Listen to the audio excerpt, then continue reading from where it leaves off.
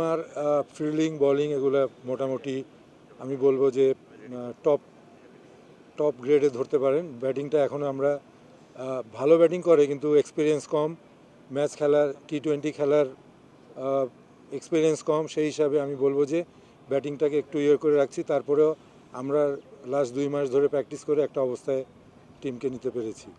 আমি আশাবাদী যে আমাদের টিম ভালো করবে।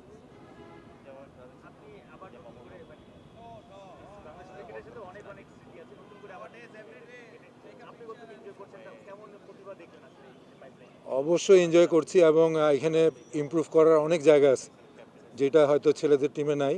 মেয়েদের টিমে ইমপ্রুভ করার অনেক জায়গা আছে। মেয়েরাও তাদের শতভাগ দিয়ে প্র্যাকটিস করছে। সেই হিসাবে আমি বলবো যে আমি পুরোপুরি এনজয় করছি, তারা ইমপ্রুভ করছে, এটা দেখছি চোখের সামনে। আমি খুব এনজয় করছি।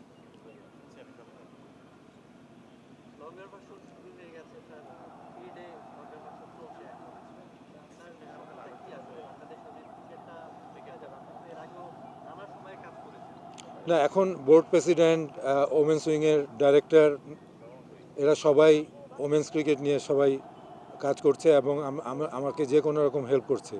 সেই হিসেবে আমি বলবো যে সামনে ওমেন্স ক্রিকেটের সুদিন আসছে এবং আমি আশা করি যে আমাদের ওমেন্স ক্রিকেট তাড়াতাড়ি উন্নতি করবে।